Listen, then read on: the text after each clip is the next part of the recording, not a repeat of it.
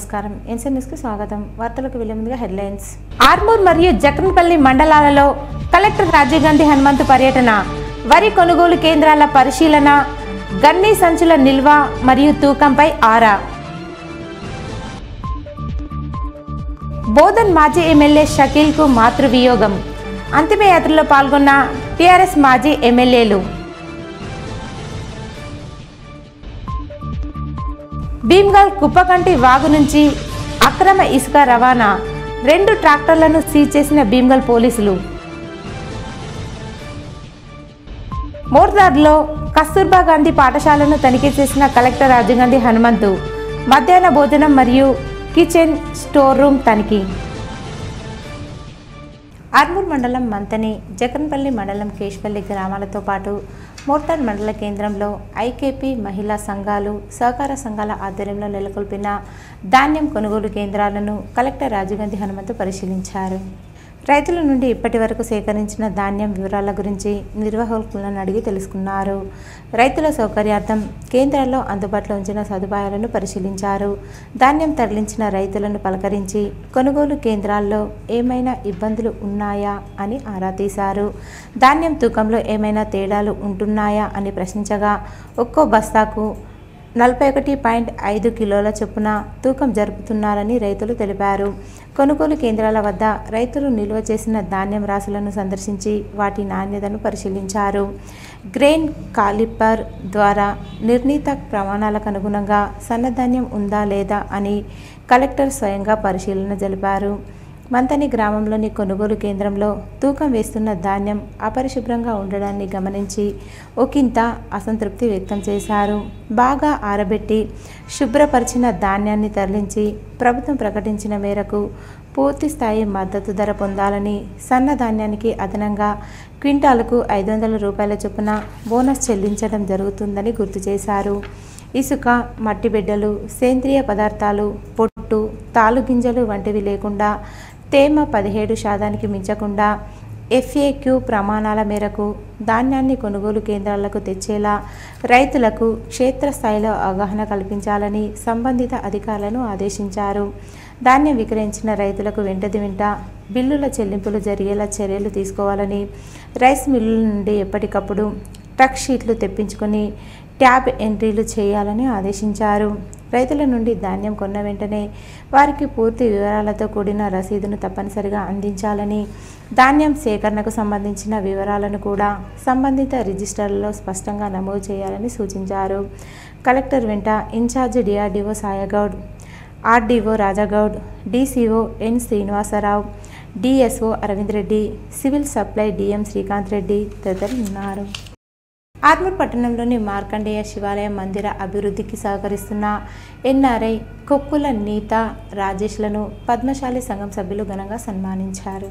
ఆర్మూర్ పట్టణంలోని మార్కండేయ శివాలయ మందిర అభివృద్ధికి ప్రతి సంవత్సరం నూతన రంగులు వేయించడానికి మరియు స్టీల్ జాలీలు నిర్మాణం కొరకు సౌండ్ సిస్టమ్ అందించి ఆలయం కోసం, ఆలయ అభివృద్ధి కోసం సహకరిస్తున్న కొక్కుల నీత మరియు రాజేష్ దంపతులను పద్మశాలి సంఘం ఆధ్వర్యంలో ఘనంగా సన్మానించి వారికి ప్రత్యేక ధన్యవాదాలు తెలియజేయడం జరిగిందని సంఘ సభ్యులు శ్రీనివాస్ మరియు యజ్ఞేష్, బత్తుల భాస్కర్లు తెలిపారు.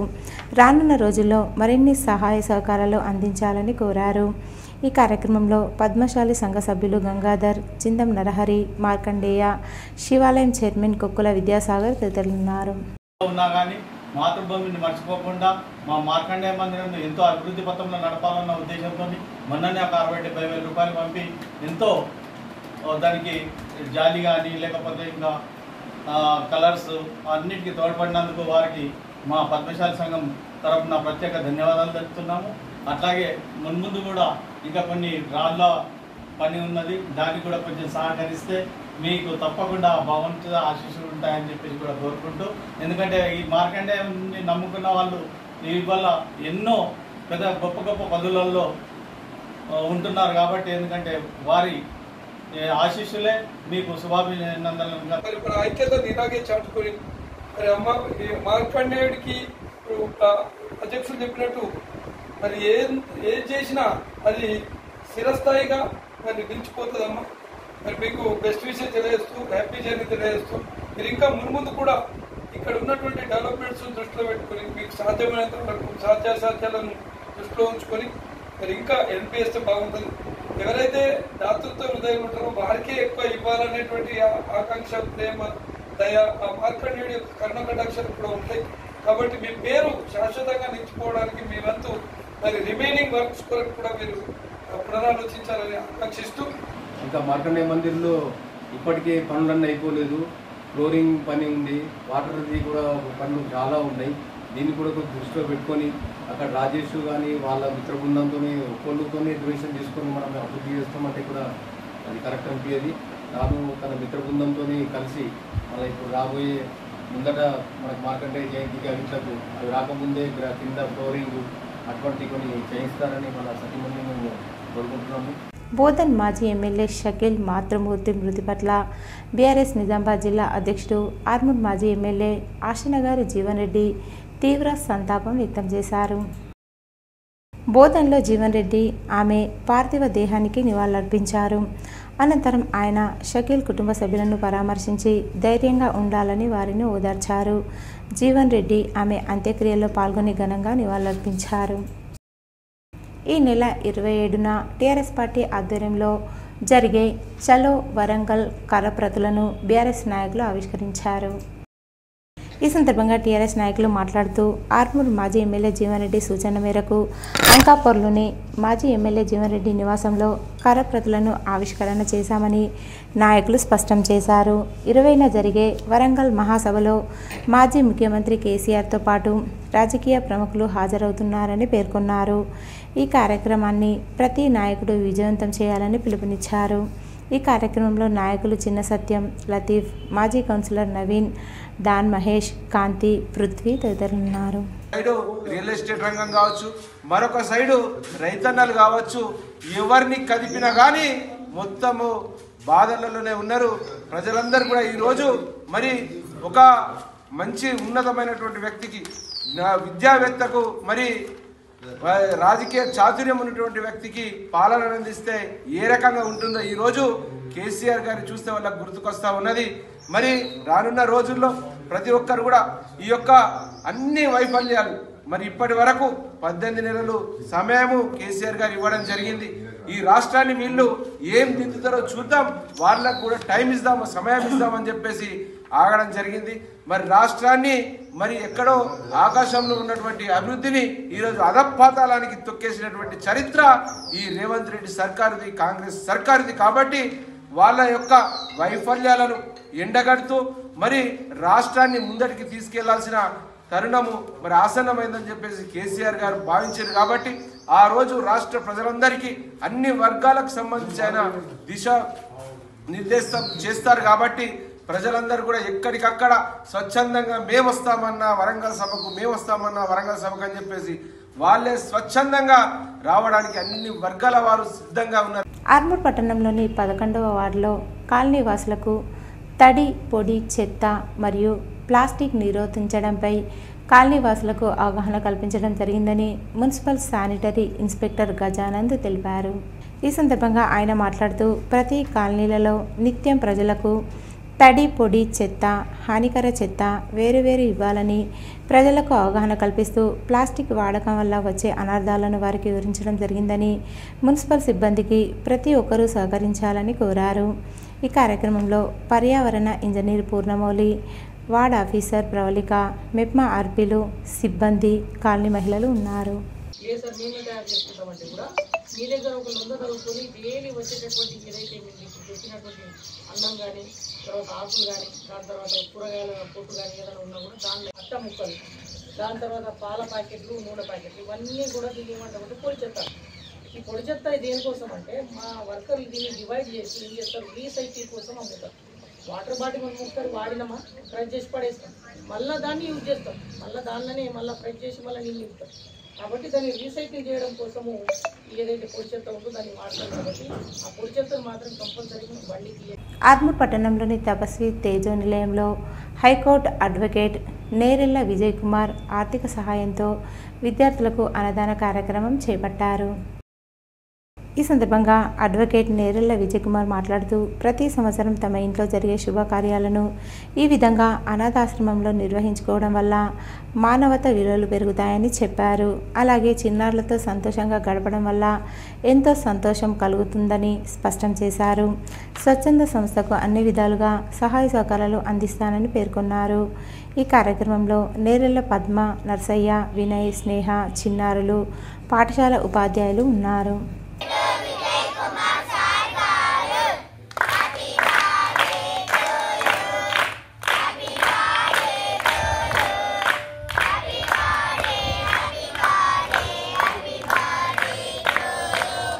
మోర్తాడ్ మండల కేంద్రంలోని కస్తూర్బా గాంధీ బాలికల పాఠశాలను కలెక్టర్ రాజీవ్ గాంధీ హనుమంతు ఆకస్మికంగా తనిఖీ చేశారు. డార్మెటరీ, స్టోర్ రూమ్, కిచెన్ తదితర వాటిని పరిశీలించారు. స్టోర్ రూమ్లో నిల్వ ఉంచిన సన్నబియ్యం, ఇతర సరుకుల నాణ్యతను, విద్యార్థుల కోసం వండిన మధ్యాహ్న భోజనాన్ని పరిశీలించారు. మెనూ పట్టికలో పొందుపరిచిన వాటికి అనుగుణంగానే ఆహార పదార్థాలు ఉన్నాయా లేవా అని తనిఖీ చేశారు. మెనూ ప్రకారం ఉడకబెట్టిన కోడిగుడ్లు, నిర్ణీత రోజులలో మాంసాహారం అందిస్తున్నారా అని ఆరా తీశారు. భోజనం తయారు చేసేందుకు వినియోగించే ఆహార పదార్థాలు, సరుకులు, కూరగాయలు కలుషితం కాకుండా ప్రత్యేక జాగ్రత్తలు తీసుకోవాలని నిర్వాహకులకు సూచించారు. నాసి రకమైన బియ్యం, ఇతర ఆహార పదార్థాలు, కూరగాయల సరఫరా చేసిన సమయంలో అధికారులకు సమాచారం అందించాలన్నారు.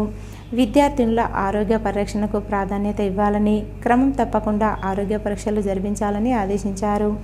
కలెక్టర్ వెంట ఆర్మూర్ ఆర్డీఓ రాజాగౌడ్, ఎంపీడీఓ తిరుమల, తహసీల్దార్ కృష్ణ, పాఠశాల ప్రిన్సిపల్ ఆర్ స్వప్న తదితరులు ఉన్నారు. కాంగ్రెస్ ప్రభుత్వం రైతు ప్రభుత్వమని మోర్తాడ్ మండల కాంగ్రెస్ పార్టీ అధ్యక్షుడు ముత్యాల రాములు అన్నారు.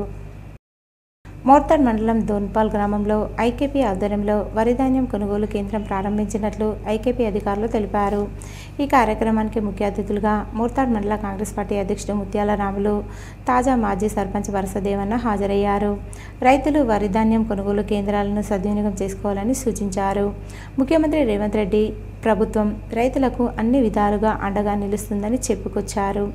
రైతులు దళారులను నమ్మి మోసపోవద్దన్నారు. ఈ కార్యక్రమంలో గ్రామాభివృద్ధి కమిటీ అధ్యక్షులు శ్రీనివాస్ గౌడ్, రమేష్, పరస పెద్దరాజన్న, శేఖర్, గ్రామ కాంగ్రెస్ అధ్యక్షుడు గడ్డం రవి, కిషన్, ఐకేపీ అధికారులు, సిబ్బంది తదితరులు పాల్గొన్నారు. వేల్పూర్ మండలంలోని పచ్చలనడుకుడ హనుమాన్ మాలాధారణ స్వాములు కొండగట్టు హనుమాన్ ఆలయానికి పాదయాత్రతో బయలుదేరారు. ఈ సందర్భంగా హనుమాన్ మాలాధారణ స్వాములు మాట్లాడుతూ గత 41 రోజు నుండి హనుమాన్ మాలాధారణ వేసుకొని హనుమాన్ జయంతి రోజు వరకు మాలాధారణతో ఉంటామని అన్నారు. ప్రతి సంవత్సరంలాగే ఈ సంవత్సరం ఈ నెల 12వ తేదీన హనుమాన్ జయంతి ఉన్నందున మా స్వాములు ఈరోజు కొండగట్టు ఆలయానికి పాదయాత్రగా వెళ్తున్నామని అన్నారు. ఈరోజు పచ్చలనడుకుడ శివార్లో గల వీర హనుమాన్ ఆలయంలో ప్రత్యేక పూజలు చేసి ఈ పాదయాత్ర 4 రోజులుగా కొనసాగి 12వ తేదీ హనుమాన్ జయంతి సందర్భంగా కొండగట్టు ఆలయంలో ఆంజనేయ స్వామివారి దర్శనం చేసుకోవడం జరుగుతుందన్నారు. స్వామివారి దర్శనం తర్వాత మరునాడు తిరుగు ప్రయాణం అవుతామని తెలిపారు. పాదయాత్రలో పాల్గొన్నవారు గంగాధర్, గోపాల్, శ్రీనివాస్, సతీష్, భరత్ కుమార్, చిన్నారెడ్డి, గణేష్, దినేష్, సాయి కిరణ్, కిషన్, రఘురామ్ తదితరులున్నారు. డాక్టర్ బాబా సాహెబ్ అంబేద్కర్ జన్మదిన పురస్కరించుకొని ఈ నెల 10 నుంచి 12వ తేదీలో చేపట్టిన పనుల గురించి చర్చ చేయడం జరిగిందని మండల ఇన్ఛార్జ్ నాయుడు రాజన్న తెలిపారు. అనంతరం వారు మాట్లాడుతూ అంబేద్కర్ జయంతి సందర్భంగా భారతీయ జనతా పార్టీ నిర్వహిస్తున్న గౌ బస్తీ చలో అభియాన్ కార్యక్రమంలో భాగంగా జక్రన్పల్లి మండల కేంద్రంలోని అంగన్వాడీ కేంద్రాలను పరిశీలించడం జరిగిందన్నారు. అలాగే మండలాల్లో 3 రోజుల పాటు చేపట్టవలసిన పనులపై నాయకులకు సూచనలు, సలహాలు ఇచ్చామన్నారు. విజయవంతంగా ఈ కార్యక్రమం పూర్తి చేయాలని సూచించారు. ఈ కార్యక్రమంలో జిల్లా కిసాన్ మోర్చా అధ్యక్షుడు తిరుపతి రెడ్డి, లోలం సత్యనారాయణ, శ్రీనివాస్, బొజ్జ సంజీవ్, సుజిన్, మోహన్ నాయక్, భూమేశ్వర్, క్రాంతి, నర్సోజీ తదితరులున్నారు.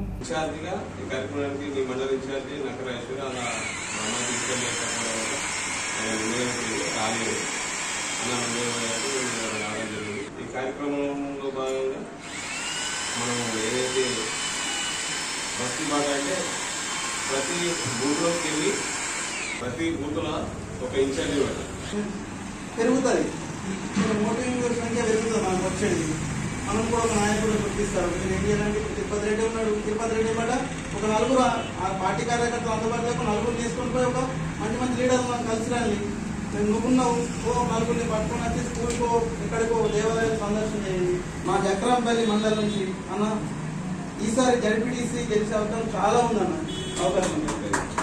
కాబట్టి ఇలా గెలవాలి అని అంటే ఫస్ట్ మీరే నాయకుడు కావాలి. మీ దగ్గర ఉన్న బూత్ అధ్యక్షులు మాస్తాన్ని అన్న బూత్ అధ్యక్షులు అందరినీ లీడర్స్ని బూత్ అధ్యక్షులు చేసేసినాను ఈసారి మండలం. ఎందుకంటే బూత్ అధ్యక్షులు వేరే ఉన్నారు, నాయకులు వేరే ఉన్నా కూడా ఇబ్బందికరమైన పరిస్థితి వచ్చింది పోయినసారి. అట్లా కాకుండా నాయకులనే బూత్ అధ్యక్షులు చేసేసినాం మీ దగ్గర చేసుకుంటే ఇప్పుడు మీకు అన్ని అవకాశాలు మీకే ఉన్నాయి.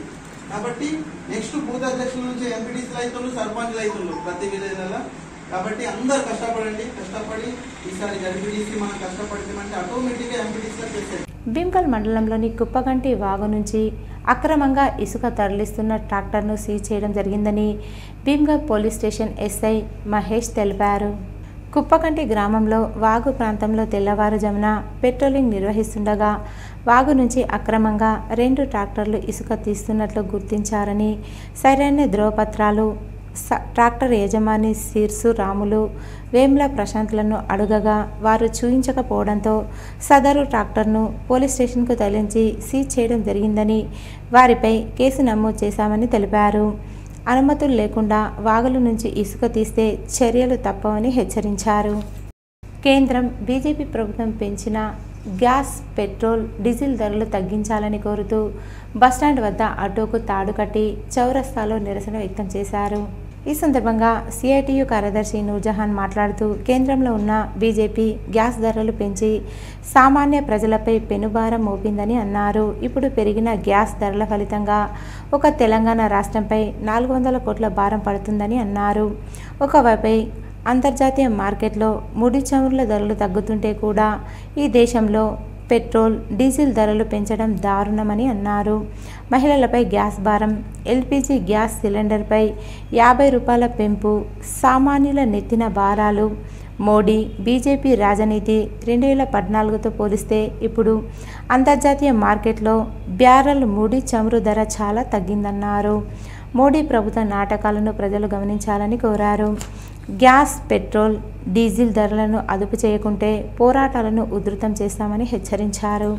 ఈ కార్యక్రమంలో ఆటో యూనియన్ జిల్లా అధ్యక్షులు కటోరి రాములు, కృష్ణ, ముజీబ్, కిషన్, పరశురాం, సురేందర్, సాయిలు, సయ్యద్ రఫీ, ఉద్దీన్, అష్వేక్, అస్లాం తదితరులు పాల్గొన్నారు. పరిస్థితులలో ఇవాళ ఆటో కార్మికులు ఇవాళ రోజంతా తిరిగితే 100 రూపాయలు కూడా రాని పరిస్థితులలో బతుకుతూ ఉన్నారు. ఇవాళ కిరాయి ఆటోలకు తెచ్చుకొని కిరాయి నడిపించుకొని తర్వాత కిరాయి ఇచ్చేసిన తర్వాత మిగిలే 100 రూపాయలలో కుటుంబం ఎట్లా బతకాలి అనేది నేను కేంద్ర ప్రభుత్వం అధికారంలో వచ్చిన తర్వాత ప్రజలపై భారాలు మోపుతుంది తప్ప ఇవాళ ఖజానా నింపుకోవడానికి సంపన్నుల మీద ఇవాళ ఏదైతే పన్నులు వేయకుండా పేదలపై పన్నులేసి ఖజానా నింపుకోవడానికి చూస్తుంది తప్ప ఇవాళ సరైంది కాదు. ఇప్పటికైనా కేంద్ర ప్రభుత్వం ఏదైతే ఇవాళ వంట గ్యాసు, పెట్రోల్, డీజిల్ ధరలను తగ్గించకుంటే దేశవ్యాప్తంగా, రాష్ట్ర వ్యాప్తంగా పోరాటాలను ఉధృతం చేస్తామని సిఐటిగా హెచ్చరిస్తాం. బోర్గంపి ప్రభుత్వ హైస్కూల్ స్థలాన్ని కాపాడి స్కూల్ అవసరాల కోసం వాడాలని పీడీఎస్యు ఆధ్వర్యంలో మోపాల్ ఎంఆర్ఓ ఆఫీస్ ముందు ధర్నా నిర్వహించి ఎంఆర్ఓ కార్యాలయంలో వినతిపత్రం అందజేశారు. ఈ సందర్భంగా పీడీఎస్యు జిల్లా ప్రధాన కార్యదర్శి రాజేశ్వర్ మాట్లాడుతూ బోర్గంపిలో ఉన్న ప్రభుత్వ హైస్కూల్ స్థలం సర్వే నంబర్ 586/1, 586/2లో ఉన్న 1 ఎకరం 21 గుంటల భూమిని కొందరు కబ్జా చేశారని, గతంలో కబ్జాకు గురైన స్థలంలో ఎంఆర్ఓ పేరు మీదే ప్రభుత్వ స్థలం ఎవరైనా ఆక్రమించినచో చట్టరీత్యా శిక్షార్హులని బోర్డు పెట్టడం జరిగిందని, బోర్డు తొలగించి మళ్ళీ కబ్జా చేశారని, ప్రభుత్వం హైడ్రా పేరుతో ప్రభుత్వ స్థలాలను కాపాడుతుందని విశ్వాసం ప్రజల్లో ఉందని, కావున హైస్కూల్ స్థలం మరియు ప్రభుత్వ స్థలంను మరియు సర్వే విచారణ జరిపి పార్టీ స్థలాన్ని ప్రభుత్వ హైస్కూల్ క్రీడా ప్రాంగణానికి లేదా ఇతర అవసరాలకు వాడాలని, వారి కబ్జా చేసిన వారిపై క్రిమినల్ కేసులు నమోదు చేయాలన్నారు. కొంతమంది వ్యక్తులు కబ్జా చేశారు. ఆ భూములను మన రెవెన్యూ అధికారులు దాన్ని సర్వే చేసి వారి విద్యార్థుల నిత్యము వారి కాపాడాలని పీడిఎస్ పిఓల ఆధ్వర్యంలో ధర్నా చేయడం జరిగింది. వారికి ఎందుకంటే ఈరోజు గవర్నమెంట్ చెప్తుంది ఉచిత నిర్బంధ విద్యం చేయాలని చెప్పి చెప్తున్న విషయంలో ఆ భూముల్ని విద్యార్థులకు ఆ స్కూల్కు అప్పచెప్పాలని చెప్పి ప్రభుత్వ నిధులను దుర్వినియోగం చేయడం, అదేవిధంగా ప్రభుత్వ స్థలాలను కబ్జా చేయడం ఇక్కడ కొందరికి అలవాటుగా మారింది. వెంటనే ఇక్కడ ఉన్నటువంటి మోపాల్ ఎంఆర్ఓ గారు వెంటనే ఏదైతే ఆ కబ్జా గురైన స్థలాలపై వెంటనే విచారణ జరపాలి. విచారణ జరిపి కబ్జా చేసిన వారిపై వెంటనే ఆ చట్ట ప్రకారం శిక్షించాలని మేము పీడిఎస్ పిఓలుగా డిమాండ్ చేస్తున్నాం. లేంచో మేము జిల్లా వ్యాప్తంగా పెద్ద ఎత్తున ఆందోళన కార్యక్రమాలు చేపడతామని సందర్భంగా హెచ్చరిస్తూ, అదేవిధంగా బోర్గాం హై స్కూల్కు ఏదైతే ఎకరం 10 గుంటలకు పైన ఉన్నటువంటి స్థలాన్ని ఆ స్కూల్ అవసరాల కోసం, ఆడ క్రీడా ప్రాంగణం కోసం దాన్ని వాడాలని విజ్ఞప్తి చేస్తున్నాం. దర్పల్లి మండల కేంద్రంలో పసుపు పరిశోధన కేంద్రం వద్ద ఏర్పాటు చేసిన వరి కొనుగోలు కేంద్రాలను ఎంఆర్ఓ మాలతి కొబ్బరికాయలు కొట్టి కాంటాను ప్రారంభించారు.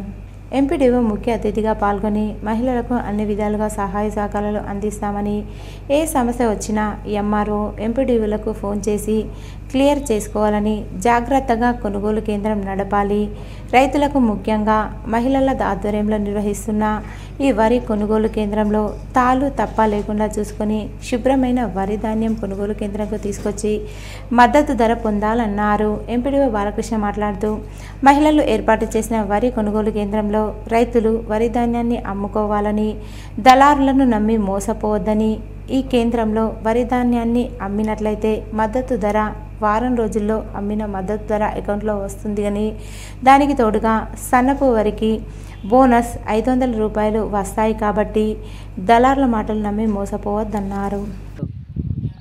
ప్యాడీ సెంటర్ ఓపెన్ చేయడం అయింది. అయితే దీనికి సంబంధించి రైతులందరూ కూడా ధాన్యాన్ని శుభ్రపరిచి తీసుకురావాలి, 17% మాయిచర్ చూసుకోవాలి. అట్లాగే నంబరింగ్ ఇచ్చేటప్పుడు ఎవరు ఫస్ట్ వచ్చిండ్రు అని చూసుకొని వీళ్ళు సెంటర్ ఎవరైతే ఇక్కడ ఇన్ఛార్జ్ ఉంటారో వాళ్ళు అంటే తమ భేదాలు లేకుండా అందరికీ లైన్గా ఎట్లా వస్తాయో అట్లా నంబరింగ్ ఇచ్చుకుంటూ రైతులకు ఇబ్బంది కలగకుండా చూసుకోవాలి. అట్లాగే ఎండ బాగా కొడుతుంది కాబట్టి ఖచ్చితంగా షేడింగ్ ఉండాలి, నీడ వేసుకోవాలి, అట్లాగే డ్రింకింగ్ వాటర్ పెట్టాలి. తీసుకొచ్చి ఇచ్చి మద్దతు ధరను పొందాలి. ఈసారి చాలామంది రైతులు సన్నాలు పెట్టారు. ప్రభుత్వం ప్రకటించిన బోనస్ అదనంగా వస్తుంది, దొడ్డు రకానికంటే 500 అదనంగా వస్తుంది కాబట్టి చాలామంది రైతులు సన్నాలు ఇచ్చేస్తున్నారు. ప్రభుత్వం కూడా రైతులను సన్నాల రకంగా ఎంకరేజ్ చేస్తున్నది. కావున రైతులందరూ ఇటు ఈ అవకాశాన్ని సద్వినియోగం చేసుకోవాలి. ముందుగా మంచిగా ఆరబెట్టి మాయిశ్చర్ చూసుకోండి. చూసిన తర్వాత ఇక్కడ బుక్ కీపింగ్ మెయింటైన్ చేస్తున్న ప్రకారం సీరియల్ ప్రకారమే లోడింగ్ అవుతుంది. లోడింగ్ అయినాక ట్యాబ్ ఎంట్రీ చేసిన తర్వాత వీళ్ళకు ట్యాబ్ ఎంట్రీ తర్వాత 1 వీక్లో డబ్బులు వచ్చేస్తాయి. ఈరోజు వార్తలోని హెడ్లైన్స్ మరోసారి. ఆర్మూర్ మరియు జక్రన్పల్లి మండలాలలో కలెక్టర్ రాజీవ్ గాంధీ హనుమంతు పర్యటన, వరి కొనుగోలు కేంద్రాల పరిశీలన, గన్ని సంచుల నిల్వ మరియు తూకంపై ఆరా. బోధన్ మాజీ ఎమ్మెల్యే షకీల్కు మాతృవియోగం, అంతిమయాత్రలో పాల్గొన్న టీఆర్ఎస్ మాజీ ఎమ్మెల్యేలు. భీమ్గల్ కుప్పకంటి వాగు నుంచి అక్రమ ఇసుక రవాణా, 2 ట్రాక్టర్లను సీజ్ చేసిన భీమ్గల్ పోలీసులు. మోర్దార్లో కస్తూర్బా గాంధీ పాఠశాలను తనిఖీ చేసిన కలెక్టర్ రాజీవ్ గాంధీ హనుమంతు, మధ్యాహ్న భోజనం మరియు కిచెన్ స్టోర్ రూమ్ తనిఖీ. ఇవి ఈరోజు బులెటిన్లోని విశేషాలు. తిరిగి వచ్చే బులెటిన్లో కలుసుకుందాం. అంతవరకు సెలవు. నమస్కారం.